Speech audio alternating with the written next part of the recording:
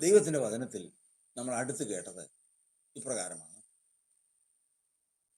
ദൈവത്തിൽ വിശ്വസ്തൻ ആര് എന്ന് കർത്താവ് എണ്ണും. ആരെയാ? കർത്താവ് ഒരു പ്രവൃത്തി ഏൽപ്പിച്ചിട്ട് പോയിട്ടുണ്ട്. അപ്പോൾ ലോകം മുഴുവൻ വിശേഷീകരിക്കാനൊന്നുമല്ല, കർത്താവ് ഒരു പ്രവൃത്തി ഏൽപ്പിച്ച് പോയിട്ടുണ്ട്.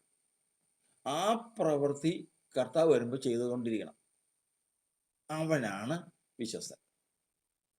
അവനെയാണ് കർത്താവ് രാജ്യം പരമേൽപ്പിക്കാൻ പോകുന്നത്. അവൻ വിശ്വസനാണ്. എന്നാൽ വചനത്തിൽ പറയുന്നത് ചിന്താഗതിയിൽ മാറ്റം വരും. എന്ത്? അവൻ താമസിച്ചേ വരികയുള്ളൂ, അവൻ ഇപ്പോൾ വരികയില്ല. ഇതാണ് ഒരു മനുഷ്യന്റെ ജീവിതത്തിലെ ഏറ്റവും അപകടം എന്ന് വചനം പറയും. ചിന്തയിൽ എന്ത് വരും? ഇനി എന്താ ഇപ്പൊ സഭ ഒരുങ്ങിയിട്ടുണ്ടോ? സഭ ഒരുങ്ങിയിട്ടുണ്ടോ? ഇപ്പൊ ഈ ഇരിക്കുന്നതിനെയൊക്കെ എടുത്തുകൊണ്ട് പോകാനാണോ കർത്താവ് വരുന്നേ? ഈ ഇരിക്കുന്ന മനുഷ്യരില്ലേ, അവരൊക്കെ അങ്ങ് സ്വർഗത്തിലേക്ക് പോകാൻ ഒരുങ്ങിയിരിക്കുന്നവരാ. അതിലൊന്നും കാര്യമൊന്നുമില്ല, സമയമായിട്ടില്ല. ഈ ചിന്തയാണ് അവിശ്വസ്തന്റെ ഏറ്റവും വലിയ ലക്ഷണം. വിശ്വസ്തന്റെ ഏറ്റവും വലിയ ലക്ഷണമാണ് ഈ സമയത്ത് കർത്താവ് വരും, എനിക്ക് അതിനുള്ള യോഗ്യതയില്ല. ഇതാണ് വിശ്വസ്തന്റെ ലക്ഷണം. ദൈവമേ, ഇന്ന് നീ വന്നാൽ എനിക്ക് യോഗ്യതയില്ല. എന്നെ എന്ത് ചെയ്യാൻ സാധിക്കും? കാരണം എൻ്റെ ഹൃദയത്തിലേക്ക് നോക്കുമ്പോൾ കാണുന്നത് അതാണ്. ഇതാണ് വിശ്വസ്തന്റെ ലക്ഷണം. അതുകൊണ്ട് ഒരിക്കലും അവൻ താമസിച്ചേ വരികയുള്ളൂ, എത്തുകയുള്ളൂ എന്ന് ചിന്തിക്കേണ്ട ചിന്ത ഒരു ദൈവഭക്തനും വിശ്വസ്തനും ഇല്ല. അങ്ങനൊരു സംഭവമില്ല. കാരണം ഇത് താമസിച്ച് കഴിഞ്ഞാൽ നന്നാവോ? ഇന്നിപ്പോൾ ഇരിക്കുന്ന അവസ്ഥ ഞാൻ കുറച്ചുകൂടെ കഴിഞ്ഞാൽ നന്നാവും എന്ന് വിചാരിക്കണുണ്ടോ? ആ ഒരു ചിന്തയൊന്നും വേണ്ട. അതെ, ഈ ജഡത്തിൽ ജീവിക്കുന്നവൻ ഓർത്തുകൊള്ളണം. ഈ ജഡത്തിൽ എന്തൊക്കെ ഓർക്കണം? ഏത് സമയത്തും കഷ്ടതയുണ്ടാകാം.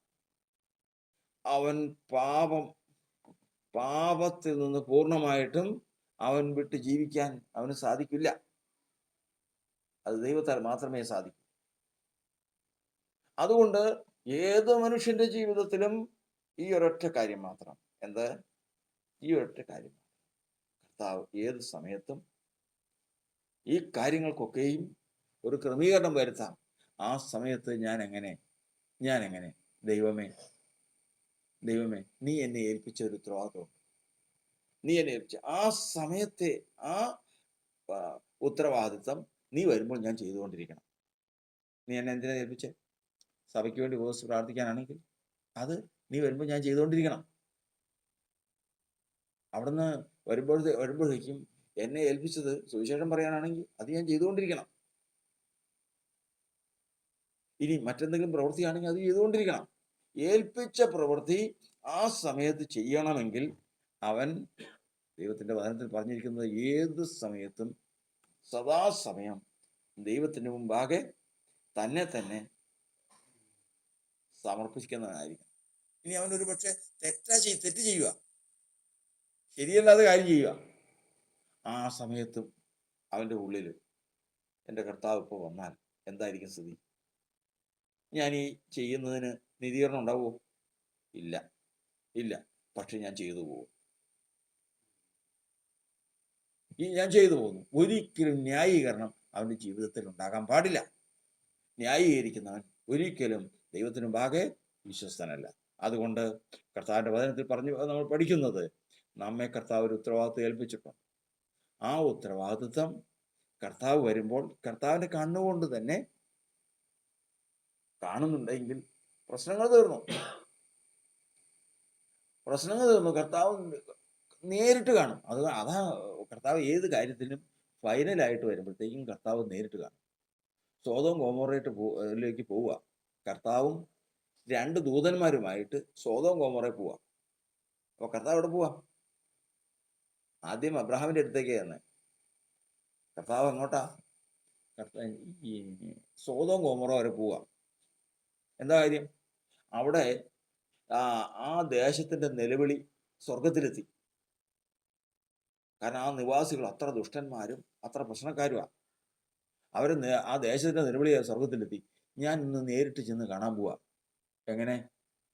എൻ്റെ അടുക്കൽ വന്ന പരാതിക്കൊത്തവണ്ണം അവര് ആ പ്രവൃത്തി ചെയ്തിട്ടുണ്ടോ എന്ന് ഞാൻ നേരിട്ട് കണ്ട് കാണാൻ പോവാ. ഭയനല്ല, ഒഴിവില്ല. ഇത്രയും നാളും ദൂതന്മാർ ചെന്ന് പറഞ്ഞതുപോലെയല്ല. ഇത്രയും നാളും ഇവിടെ എന്തെങ്കിലും വിഷയമുണ്ടെങ്കിൽ ദൂതന്മാർ എന്ന് പറയും. പക്ഷെ ഇത് കാര്യങ്ങളൊക്കെ മാറി. ഇനി നേരിട്ട് വരുവാ. അതാ കർത്താവ് പറഞ്ഞിരിക്കുന്നത്. എന്താണ്? സുവിശേഷം അറിയിക്കാൻ പോയപ്പോൾ കർത്താവ് പറഞ്ഞതാണ്, സാത്താൻ മിന്നൽ പോലെ ആകാശത്ത് നിന്ന് വീഴുന്നത് ഞാൻ കണ്ടു. സാത്താൻ മിന്നൽ പോലെ ആകാശത്ത് നിന്ന് വീഴുന്നത് ഞാൻ കണ്ടു. സാത്താൻ അത്രമാത്രം ശക്തിയോടെ മനുഷ്യനിൽ പ്രവർത്തിക്കുക. അപ്പോ അവിടെ ചെന്നു, സോദോം ഗൊമോറയിൽ ചെന്നു. 2 ദൂതന്മാര് വഴിയരികെ ഇരുന്നു. വഴിയരികെ ഇരുന്ന് കഴിഞ്ഞപ്പോൾ ലോത്ത് അധ്വാനമൊക്കെ കഴിഞ്ഞ് വയലിൽ നിന്ന് വരികയാണ്. ഇതെന്താ നിങ്ങൾ ഇവിടെ ഇരിക്കുന്നത്? ഞങ്ങൾ വഴിപോക്കരാ, ഒന്ന് ഇവിടെ വഴിയിൽ പാർക്കാൻ വന്നേക്കാം. അയ്യോ, ഇവിടെ ഇരിക്കല്ലേ, ഇവിടുത്തെ ജനം മോശമാണ്, ഇന്ന് എൻ്റെ ഭവനത്തിലേക്ക് പോയി. ഇല്ല, ഞങ്ങൾ വരുന്നില്ല, ഞങ്ങൾ ഈ വഴിയിൽ താമസിച്ചോളാം.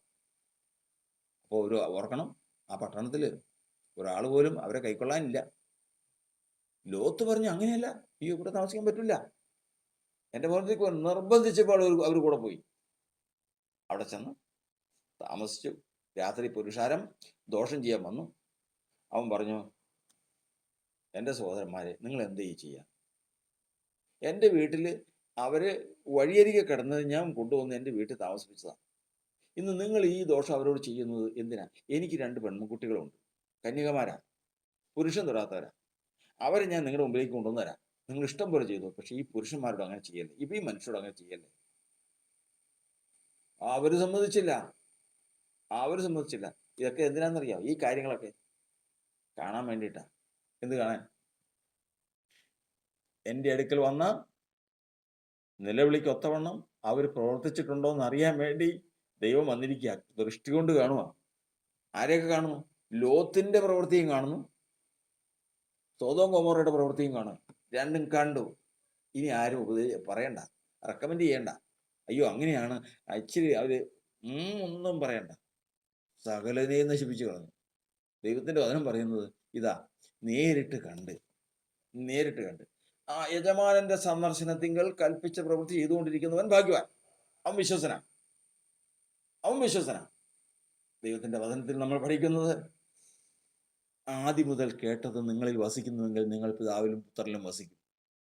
കർത്താവ് ഈ വഴിക്ക് വിളിച്ചുകൊണ്ട് വന്നപ്പോൾ ഒരു കാര്യം ഉത്തരവാദിത്വം പരമേൽപ്പിച്ചിട്ടുണ്ട്. അത് മനസ്സിൽ നിന്ന് വിട്ടുകളയാതെ അതിനുവേണ്ടി ദൈവഭയത്തോടെ ഇരിക്കുന്നവൻ നിശ്ചയമായിട്ടും ആ പ്രവൃത്തി ചെയ്യുമ്പോഴായിരിക്കും കർത്താവ് വരുന്നത്. കർത്താവിന്റെ സന്ദർശനം, ആ സന്ദർശനത്തിൽ ലോത്തിനെയും കുടുംബത്തെയും രക്ഷിച്ചതുപോലെ അവനെയും അവൻ്റെ കുടുംബത്തെയും ദൈവം രക്ഷിച്ച് തൻ്റേതാക്കി തീർക്കും. ഇത് ദൈവിക വ്യവസ്ഥയാണ്. ദൈവകരങ്ങളിലേക്ക് നമുക്ക് ഏൽപ്പിച്ച് പ്രാർത്ഥിക്കാം. വലിയവനായ ദൈവം നമ്മെ അനുഗ്രഹിക്കട്ടെ. നമ്മെ ഏൽപ്പിച്ചത് എന്തെന്ന് ആദ്യം നമുക്ക് അന്വേഷിക്കാം. എൻ്റെ കർത്താവ് എന്നോട് പറഞ്ഞത് എന്താ? നമ്മുടെ ഒരു സഹോദരനോട് കഴിഞ്ഞ കുറച്ച് മുമ്പ് സ്വപ്നത്തില് കർത്താവ് വന്നതിന് ശേഷം പറഞ്ഞു, ഞാൻ നിന്നോട് ഇങ്ങനെയല്ലല്ലോ പറഞ്ഞു, നീ ഇന്ന് ഈ ചെയ്യുന്നുണ്ടല്ലോ, ഞാൻ ഇങ്ങനെയല്ലല്ലോ നിന്നോട് പറഞ്ഞു. കർത്താവ് പറഞ്ഞതൊന്ന് പ്രവർത്തിക്കുന്നതൊന്ന് അങ്ങനെയല്ല. ദൈവം എന്ത് പറഞ്ഞുവോ, ഈ വഴിക്ക് തിരിയുമ്പോൾ കർത്താവ് എന്ത് ഏൽപ്പിച്ചിരിക്കുന്നുവോ അതിൽ തന്നെ ഉറച്ചു നിൽക്കാൻ ദൈവത്തിന്റെ പരിശുദ്ധാത്മാവ് നമ്മെ സഹായിക്കട്ടെ. മുട്ടുമടക്കാൻ പ്രാർത്ഥിക്കാം. പരിശുദ്ധനായ ദൈവമേ, സ്വർഗ്ഗസ്ഥ പിതാവേ, ഇന്ന് ക്രിസ്തുയേശുവിന്റെ ധന്യമായ നാമത്തിൽ ഞങ്ങളിതാ ദൈവത്തോട് പ്രാർത്ഥിക്കുന്ന പ്രാർത്ഥന സ്വർഗം കേൾക്കണമേ. കർത്താവ് ഞങ്ങളെ ഏൽപ്പിച്ച ഉത്തരവാദിത്വം, കർത്താവ് കൽപ്പിച്ച പ്രവൃത്തി അവസാനത്തോളം ചെയ്യുവാൻ കർത്താവ് ഞങ്ങൾക്ക് കൃപ തരുമാറാകണമെന്ന് പ്രാർത്ഥിക്കും. പുനഃ മഹത്വം എടുക്കുവാനാകട്ടെ. കർത്താവിന്റെ സന്നിധിയിൽ വിശ്വസ്തരായിട്ട് കർത്താവ് ഞങ്ങളെ എണ്ണി കർത്താവിനോട് ചേർക്കുവാൻ ഇടവരുമാറാകട്ടെ. അനുഗ്രഹിക്കണമേ. സ്തോത്രം.